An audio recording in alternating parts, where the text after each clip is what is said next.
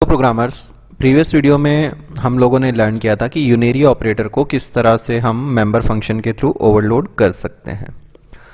इस वीडियो में हम लोग लर्न करेंगे कि किसी भी यूनेरी ऑपरेटर को किस तरह से हम फ्रेंड फंक्शन के थ्रू ओवरलोड कर सकते हैं। तो आइए स्टार्ट करते हैं। So guys,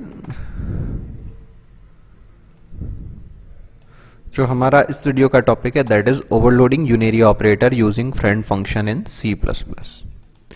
So let's see what are the steps and what is the syntax for overloading unary operator using friend function.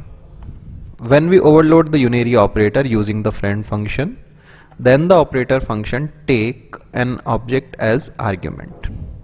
So basically जब हम unary operator को friend function की help से overload कर रहे हैं, तो जो हमारा ऑपरेटर फंक्शन है उस क्लास के एक ऑब्जेक्ट को एज ए आर्ग्यूमेंट लेगा एंड एग्जैक्टली एक ही ऑब्जेक्ट लेगा, ये ध्यान रखने वाली बात है।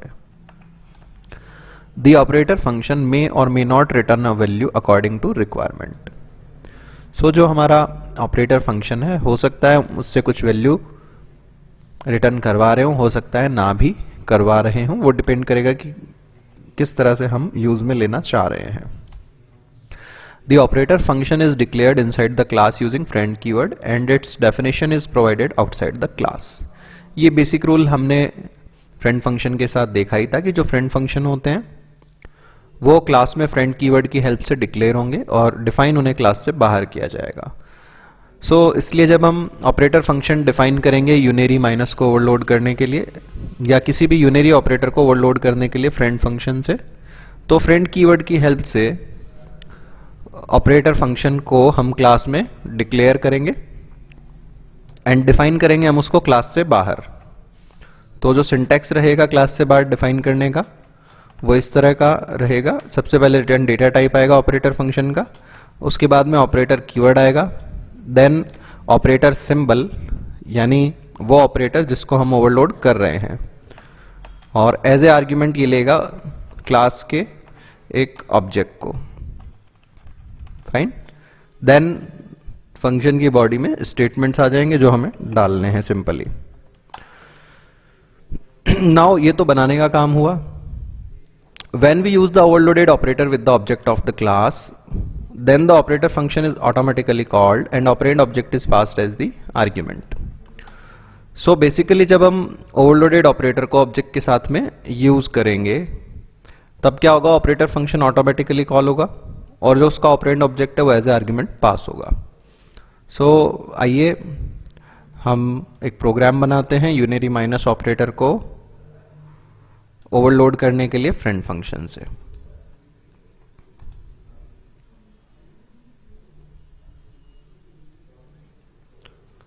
गाइज, मैं जो प्रीवियस वीडियो में क्लास हमने बनाई थी नंबर के लिए वही सेम क्लास यूज कर रहा हूं। तो hash include IO stream using name space std,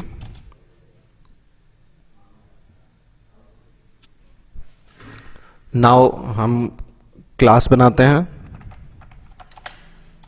class बना दी हमने नंबर नाम से।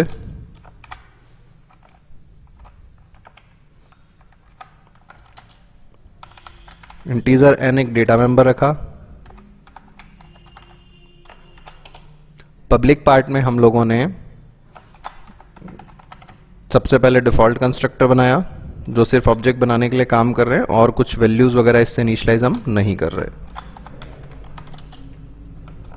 देन दूसरा हमने पैरामीटराइज कंस्ट्रक्टर बना दिया जो डेटा मेंबर n को इनिशियलाइज करने का काम कर रहा है।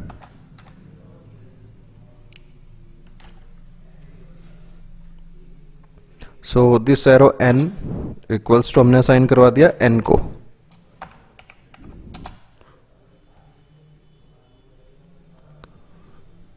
नाउ शो एक फंक्शन बनाया हमने जिसमें n की वैल्यू प्रिंट करा रहे हैं।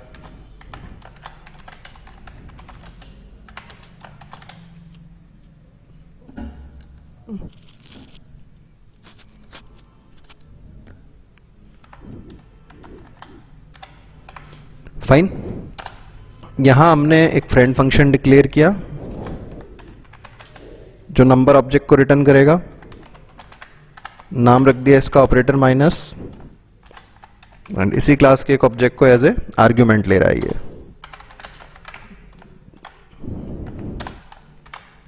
उसके बाद मेन, एंड मेन और क्लास के बीच में, क्लास से बाहर और मेन के भी बाहर, हमने हमारे फंक्शन को डिफाइन किया number operator minus number class के एक ऑब्जेक्ट को एज ए आर्ग्यूमेंट ले रहा है। इसमें हमने एक टेम्परेरी ऑब्जेक्ट बना दिया नंबर का टेम्प, एंड इसमें पास कर दिया num डॉट n की नेगेटिव वैल्यू को, एंड रिटर्न करवा दिया हमने किसको, टेम्प को। नाउ मेन में हमने नंबर का एक ऑब्जेक्ट बना दिया num1, वैल्यू पास कर दी 100। नंबर का एक दूसरा ऑब्जेक्ट डिक्लेयर करा हमने केवल, देन हमने कॉल किया num2 equal to minus num1। इसके बाद हमने num1 dot show and num2 dot show को कॉल करवा दिया। सेव कर देते हैं हम इसे।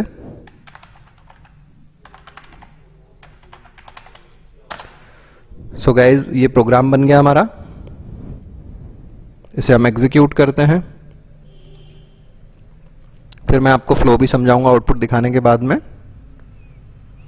So the number is 100, num1 में 100 है, एंड num2 के अंदर हमने माइनस num1 स्टोर किया था, तो जो num1 की वैल्यू थी उसका नेगेटिव इक्वल स्टोर्ड है num2 में। सो मैं इसका आपको फ्लो दिखाता हूं कि ये किस तरह से काम किया है, किस तरह से फंक्शन कॉल हो रहा है। तो सबसे पहले मैं पेंट ब्रश स्टार्ट करता हूं, यहाँ डायग्रामेटिकली मैं आपको शो करूंगा। तो सबसे पहले हमने यहाँ पे num1 ऑब्जेक्ट क्रिएट किया, ठीक है। तो हम num1 बनाते हैं, ये हमारा num1, इसके अंदर एक n भी होगा हमारे पास। तो ये तो हो गया हमारा num1। num1 ऑब्जेक्ट में वैल्यू है n, एंड यहाँ पे हमने क्या पास किया है 100। तो कंस्ट्रक्टर ये वाला कॉल होगा जिसमें इंटीजर आर्ग्यूमेंट है, एंड इनिशियलाइज हो जाएगा num1 का n किससे, 100 से।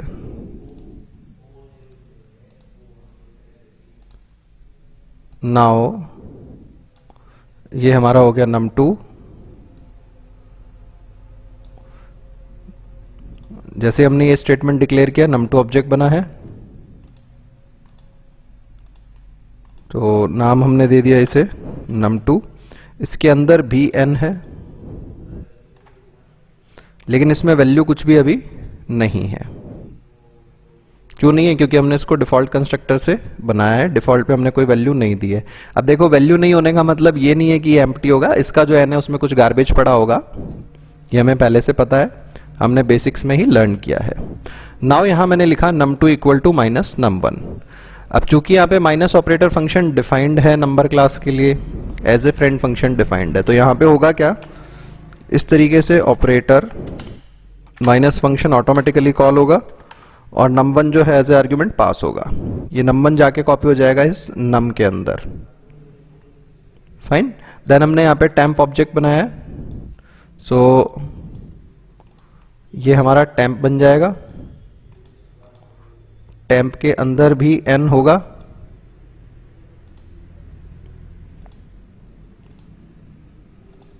सो ये टेम्प, ये हो गया हमारा n, एंड इसमें हमने क्या पास किया है, माइनस num डॉट n, यानी num डॉट n की नेगेटिव वैल्यू। num में क्या कॉपी हुआ था, अभी हमने देखा था num1 आकर के कॉपी हुआ है, तो टेम्प के n में क्या आ जाएगा हमारे पास में, माइनस का 100,